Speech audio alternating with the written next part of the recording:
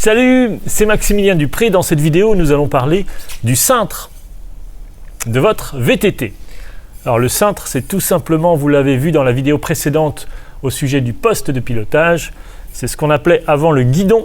Voilà, et bien donc on a un cintre, ça permet de tourner le volant, de tourner à gauche, tourner à droite, de tenir finalement le VTT.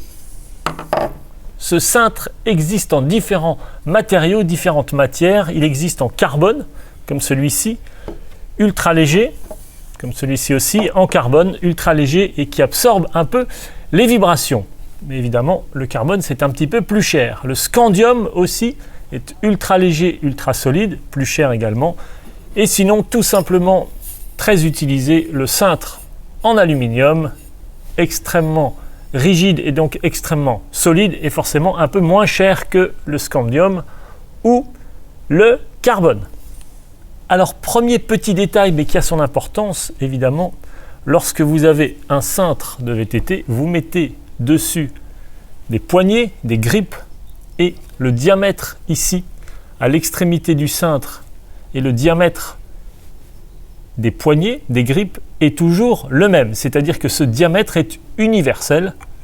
Vous pouvez tout simplement monter vos poignées, vos grippes sur n'importe quel cintre. C'est toujours le même diamètre, en carbone, en aluminium, peu importe le matériau. Évidemment, on parlera des grippes et des poignées dans une autre vidéo, mais le diamètre intérieur est toujours le même. Le mode de fixation de ces grippes sur le cintre n'est pas toujours le même. Et en plus, évidemment, le diamètre extérieur en fonction de la morphologie de votre main n'est pas toujours le même. Vous pouvez avoir, c'est le cas ici par exemple, des poignées de diamètre un petit peu différent. Je parle bien du diamètre extérieur. Je parle de l'appréhension de la poignée, je parle donc de la saisie ici de cette poignée. Évidemment, ces poignées peuvent être plus ou moins longues en fonction de vos habitudes de pilotage. L'aspect le plus important pour votre cintre, pour choisir votre cintre, va être évidemment les caractéristiques, les dimensions de votre cintre. Alors, première chose, première question indispensable, la largeur du cintre. Alors, plus le cintre est large, plus évidemment le VTT va être maniable.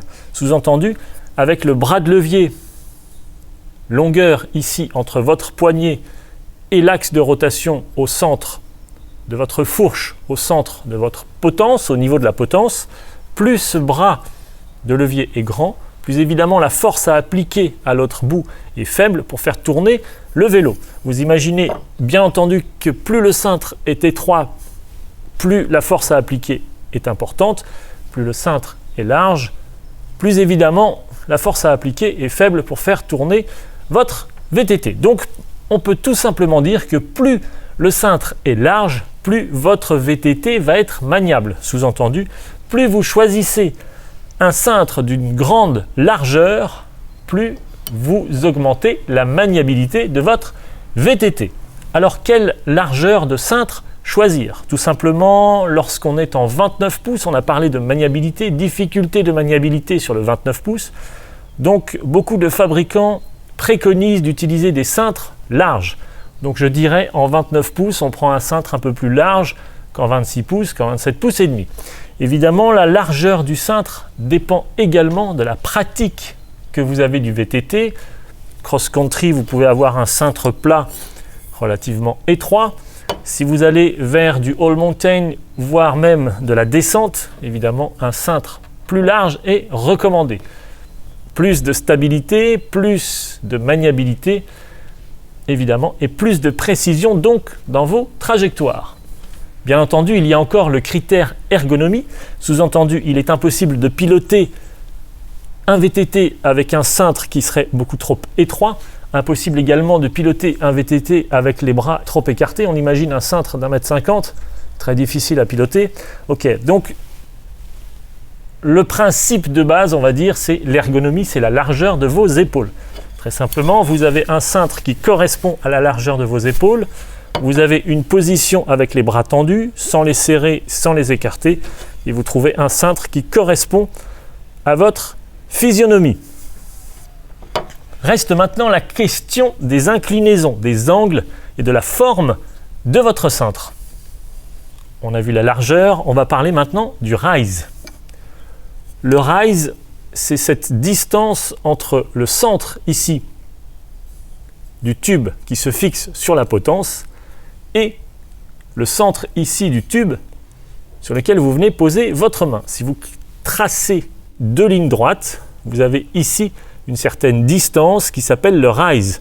10 mm, 20 mm, 30 mm. Il s'agit tout simplement d'une rehausse par rapport au niveau de votre potence. Plus 1 cm, plus 2 cm, plus 3 cm. Nous parlerons évidemment de la position du cintre dans une vidéo qui va vous parler de la potence. La potence, la longueur et inclinaison de la potence, ainsi que le rise ici, ainsi que les angles que nous allons voir maintenant, vont déterminer votre position sur le VTT, bien entendu. Alors, vous pouvez choisir deux types de cintres. Un cintre plat, qui n'a pas ici de rehausse, ou un cintre comme celui-ci, creusé ici, avec donc ce fameux rise. Reste maintenant deux angles à déterminer. Il y a, vous pouvez le voir ici sur ce cintre, vous pouvez le voir également sur celui-là. Il y a une légère inclinaison vers le haut, comme ceci, comme cela. Donc il y a ici un angle en fonction de l'inclinaison par rapport à un angle plat, par rapport à un cintre plat. On voit bien ici cette barre qui remonte vers le haut. Et cet angle s'appelle le up sweep, c'est-à-dire l'angle ici d'inclinaison de votre cintre. Votre cintre va être légèrement incliné, je parle bien de la verticale, il va être légèrement incliné, légèrement en V, comme ceci. Cet angle, cette inclinaison s'appelle le up sweep.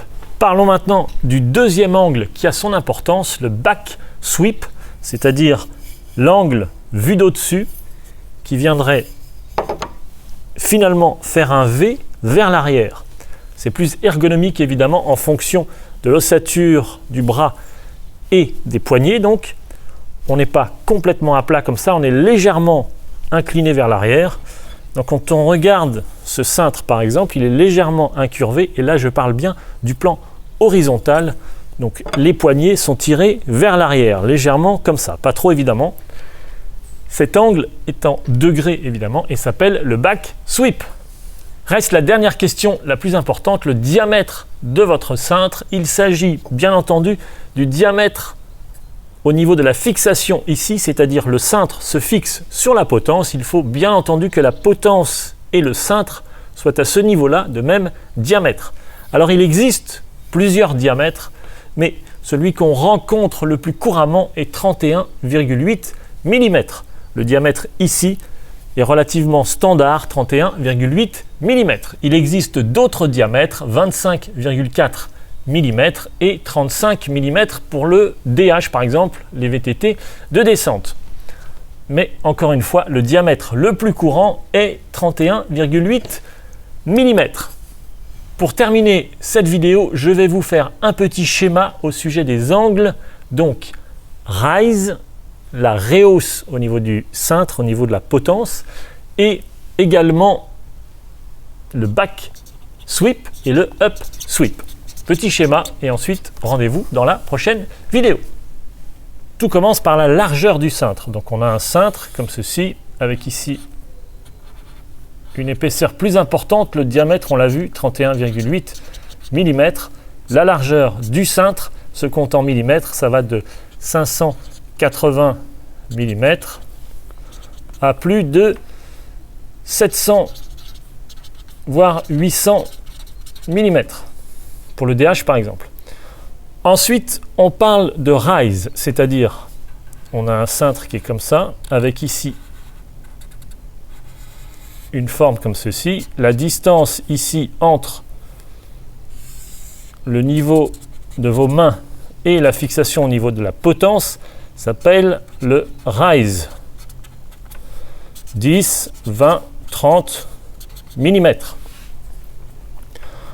Ensuite, il existe des cintres plats.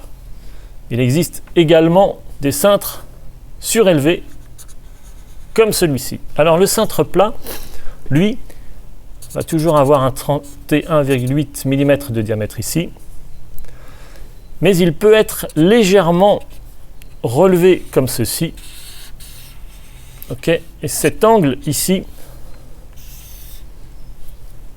s'appelle le up sweep. Up sweep. Identique sur ce cintre-là, il est relevé, on le voit bien, vers le haut également. Reste ensuite, quand on regarde le cintre du dessus, il est légèrement incliné vers l'arrière comme ceci. Vous avez bien compris qu'ici, il y a la fixation de la fourche, que le cadre du vélo est là et que la selle du vélo est là. Votre cintre est légèrement incliné comme ça vers l'arrière.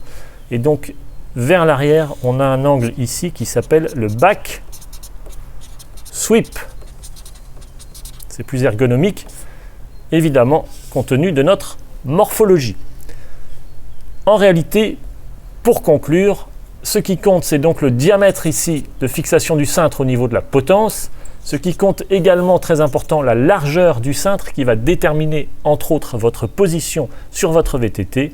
Il existe des cintres qui sont surélevés, relevés, c'est-à-dire avec un niveau ici de rehausse qu'on appelle le rise. Ensuite, vous avez cet angle, le up sweep, et également l'angle vers l'arrière qui s'appelle le back sweep. Rendez-vous dans la prochaine vidéo.